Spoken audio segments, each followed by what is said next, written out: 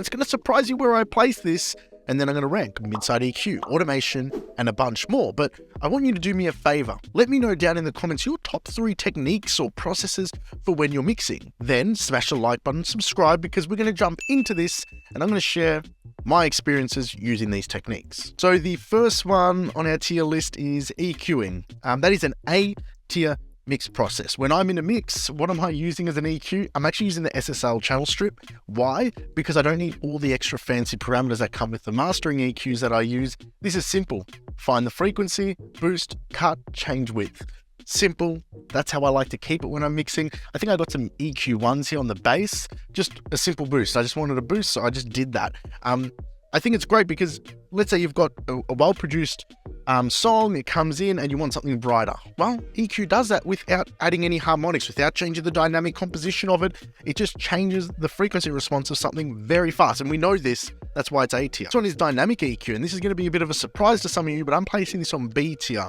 And here's why. I don't use it all that often. If there's an issue, it becomes S tier. Like let's say there's a lot of proximity effect or a lot of sibilance. This is an S tier process. Otherwise, it sort of hangs back. It doesn't make the greatest impact on a mix. It is really good at finessing things, but it sits at B tier because there are other processes which can affect and impact the sound of a mix much more, and we'll get into them as we go through this list. Next is mid-side EQ. I'm going to upset some people, but this is D tier, in all honesty, from me. Most producers in their sound design are already getting the sound field together. There are other processes for manipulating the sound field which we can use.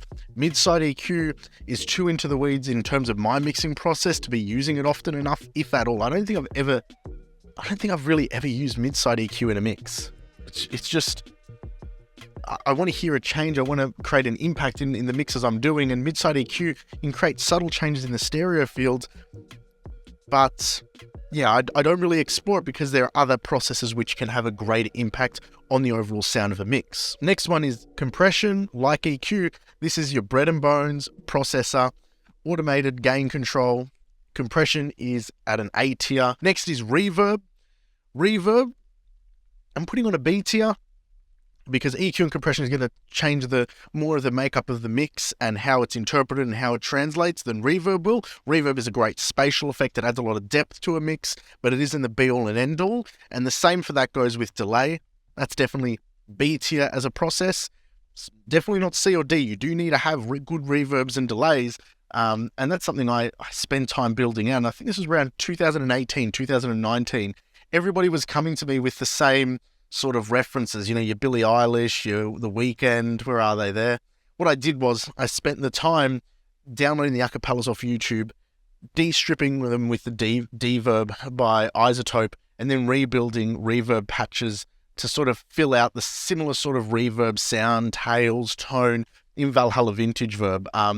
So that's something I really recommend doing, just creating a whole library of reverb presets, which, you can work with. This way, if I have a sort of idea in my head of the tone I want, I know exactly the song, and I just dial that in. It's a really quick way to get a good sounding reverb fast. Oh, the next one. Now, this is the first S tier one. This is just general levels. If you look at this mix, every level is dialed in. I make sure that the levels creates the most amount of impact on the mix. If you want to talk about mix processing, just getting the right levels, the right balance. That is what mixing is balancing everything together. That is S tier because it creates the most amount of impact on a mix. If something's too loud, bring it down. If you want something louder, bring it up. That is fundamental mixing 101, and it's overlooked for fancier processes, which we'll talk about later, because it's not as attractive. It's not as attractive to go, hey, you have to have good musical sensibilities when you're mixing in order for your mix to sound good. Everybody's just looking for a quick trick. So levels is S tier all the way. Panning, again, S tier. Nothing better than when you've got layers of snares or layers of hi-hats. You spread them out to the side, or some of the more subtler ones you might spread out to the side. Or if you've got parts in the guitars playing along one another or call and response, spreading it out, you get a really good sense of depth and use the stereo field to its full ability with panning. And the beauty of this is when you're just using the pan pots, you're not changing the phase coherency or relationship of the actual signals because it's just the same phase just moved into one channel more. Whereas things like mid-side EQ, unless it's linear phase mode of course, or stereo widening plugins tend to introduce phase that otherwise might work against the overall tone of the mix when it's folded down to mono. Next is automation. That's S tier again. Now this is automation in clip gain, so pre-processing and on the channel fader. This is probably the most laborious of tasks you'll do as a mixer, but the most important, because automation in terms of clip gain and channel introduces no tonal change. It introduces no harmonic change, so no introduction of new harmonics.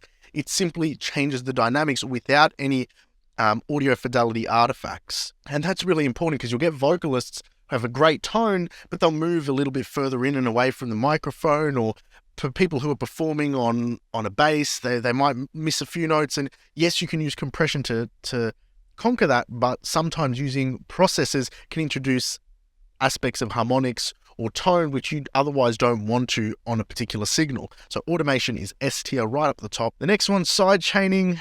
The EDM people are going to get a little bit salty with me, but this is D tier. I don't sidechain all that much, if at all. I think here in this mix, the only time I'm sidechaining, I can't show you this mix because it's something I'm actually working on at the moment, but I'm sidechaining one of the reverb, the larger reverbs, simply because I wanted to duck away from the dry vocal and then open up when the vocal isn't singing. And that's about the extent I'll use sidechaining. On the other actual echo here, I've just automated it using channel automation. So it's a D tier, it doesn't get a whole lot of use. Multiband, I'm putting this at a C tier. I think multiband processing is okay when you've got sound sources that have lots of different registers. Like let's say a vocalist moves through 2 different registers. It's really good to use multiband to hold that low mid together, especially if they're going a bit deeper, a bit closer to the microphone. The proximity effect is going to go a little bit further up, so it's going to get a bit boomy. So you use a multiband to help tame that between passages. But otherwise, I don't see myself using multiband a great deal in any of my mixes. So that goes C tier, because the other processors I reckon are higher up. I reckon they're more important and more, you can use to create a better effect on your final mix. Next one is parallel processing. Now this one, I'm going to give you a good explanation why I'm placing this on the A tier. Parallel processing, people sort of get a bit mixed up with. They say, hey, you just got a wet dry knob on your plugins. Why not use that? Why do you need to use parallel processing? The beauty of parallel processing, people forget, is that when you have a whole channel dedicated to a parallel process, not only can you use one plugin, you can use 2, 3, 4 different plugins, create your own unique tone, your own unique sense of dynamics in a parallel channel, which you can't do with one plugin, and then blend it back up slowly into the original signal to give it a very unique flavor you otherwise couldn't get trying to blend in the mix knobs on multiple plugins going through that chain. Again, I'm putting gating, I always would put it at a D tier because I just don't use it. I just use general edits on the regions. If you look here, one moment, there you go, using strip silence. And the reason why I don't like gating, I'm going to put it C tier because some people use it, but gating for me, I don't like the sound of it even on live drums, because what happens is when you gate a snare, the overheads are playing and they've got a certain phase relationship with everything, and then the snare comes in and that creates a new phase relationship with the overheads, and then it sort of changes the tone of the overheads, and then the gate turns off and you're back to a normal tone. Especially you can hear that when you've got ride cymbals and sustained passages in the drums. Gating, I don't know, I rarely use it. Phase alignment, this is S tier. Now this is for live recorded multi-track drums. A lot of people, when they start mixing, they go for the EQ, they go for the compressor, they go for the processing on the drum straight away, without realizing that if you tighten up the phase of each channel, okay, relative to one another. Now I use a tool called Auto Align. Let me just get my search, Auto Align. I use this tool here when I have to do that. If you get the phase coherency of one mic to all the other mics connected, so they're really tight and locked tight, the drum tone changes like that. You get a punchier drum sound, a deeper drum sound, snappier, all with just making sure each channel is in alignment phase-wise with one another. Anybody who's mixing drums knows, or has mixed drums for a long time, knows that. Anybody who hasn't mixed drums for a long time and learns this, it is game-changing. The next one, again, the EDM guys are going to give me slack, but frequency splitting, this is D tier, and if there was like a throw in the trash can tier I could have made, it would have been for frequency splitting. It's the idea that you have a mix bus, you split the low end, you split the mids, you split the highs, and then you process them on separate buses, and then you try and bring it all together again. It's not multi-bands, it's just, the premise of it is smart. It's like, let's treat the low end separate to the mid and to the high. But the reality is it never folds back together coherently. You actually lose information because the phase is all out between the mid, low, and high, unless you've actually got a plugin that can do it for you. Now, there is a process which I explain in my Dynamic EQ, a multiband video, to actually do linear phase frequency splitting in your mixers. This was more to test a theory between multiband and dynamic EQs to show the ballistics behind it, but it's not practical to be doing in a mix. There's so much busing and routing to make sure that the phase coherency of the low, mid, and high all folds back together. It becomes a redundant process. I get why people do it, but you're going to end up chasing your tail much more and finding holes in your mix by frequency splitting than you will, then it will help you, basically. It just D tier or in the trash can if there was a trash can here. The next one is saturation and harmonics. I personally love introducing harmonics, using clippers, saturators, anything that introduces harmonics, because it is a powerful tool to manipulate the dynamics, the tone, and the overall frequency balance of a signal without necessarily getting too in the weeds of destroying it with EQ or compression. Like, you can use subtle amount of harmonics and it can lift the signal in a really nice way. Is it B or A tier? Now, I'm going to say it's A tier only because I'm using so much saturation on my mixes, but in parallel. So I tend to do it all my harmonic processing in parallel, blend it in, and get gentle blends of different tones and different harmonics into original signal. It's powerful once you get to know how to use it. It's something I do a lot on my basses, and on this bass I did it here. The N-style decapitator has almost like a hard limiting function at the top, and this is in parallel, and I've got it punishing, and it just adds this bit of grit, this bit of movement to the top of the bass, which is very, very tasteful. The next one is limiting. Now, limiting in a mix, I use it more than gating, but I don't use it as much as reverb and delay. I'll explain when I'm using limiting. I'm going to say B tier because an LA2A technically is a limiter, a formal limiter. I'm using limiting for passages of material where, like, let's say an 808. Okay, you've got wavetable synth happening there, and the 808, when it goes up a register, might sound a little bit louder than it does when it's low in a low register. I'll use the limiting as a parallel process to really glue down everything and then blend it back in with itself, so all the softer notes still get heard.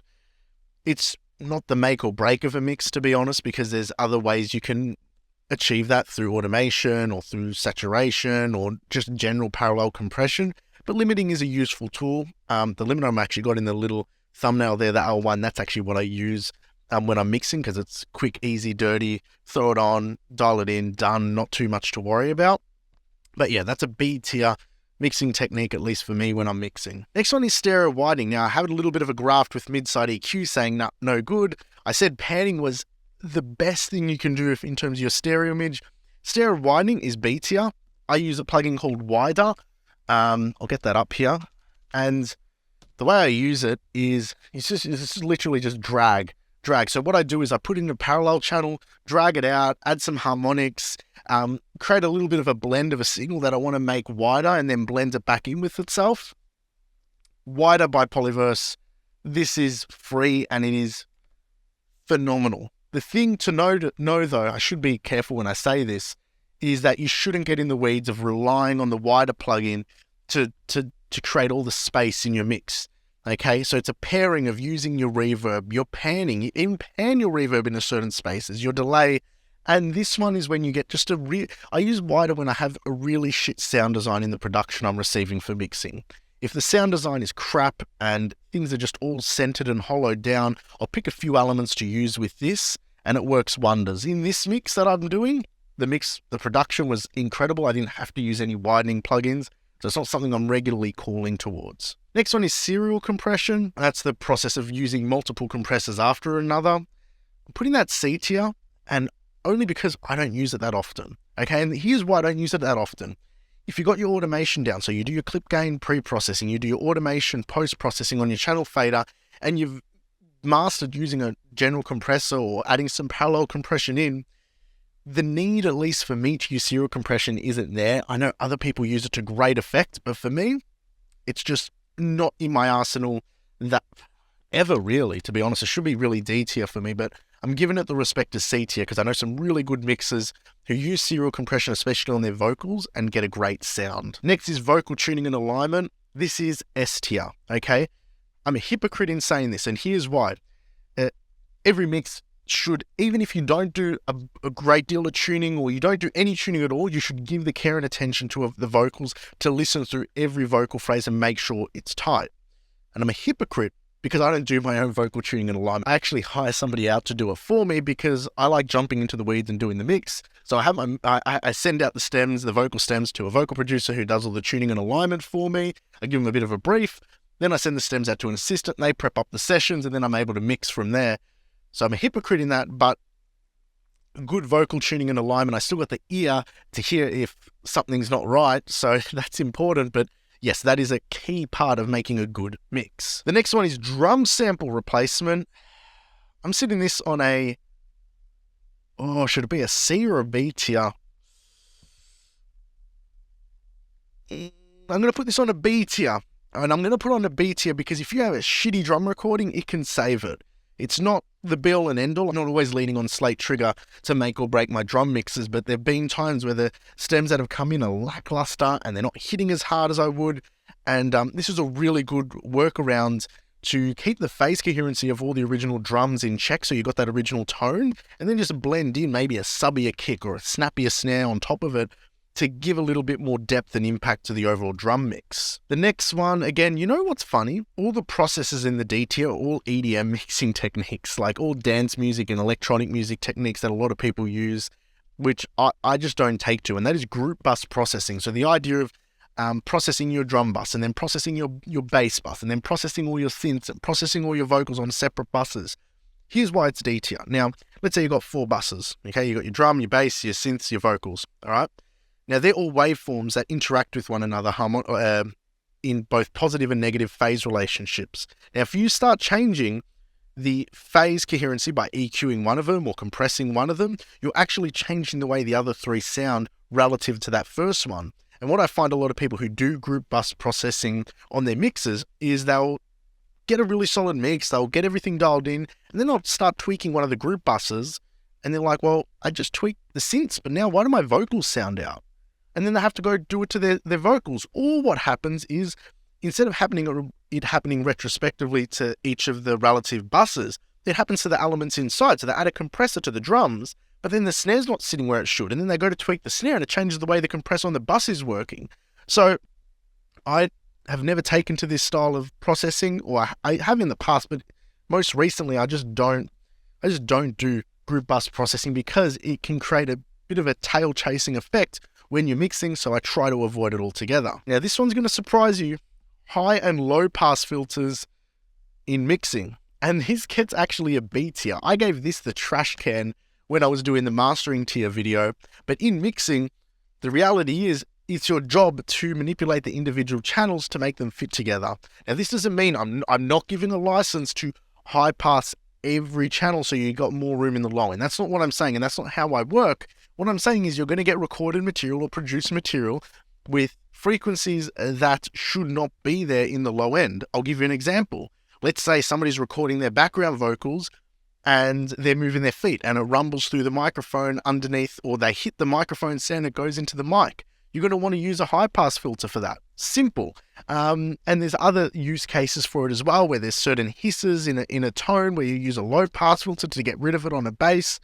It makes sense. It is a good tool to have. Now, that's where my mixing tier list ends, but I've also got a mastering tier list where I go through all different loudness techniques for mastering.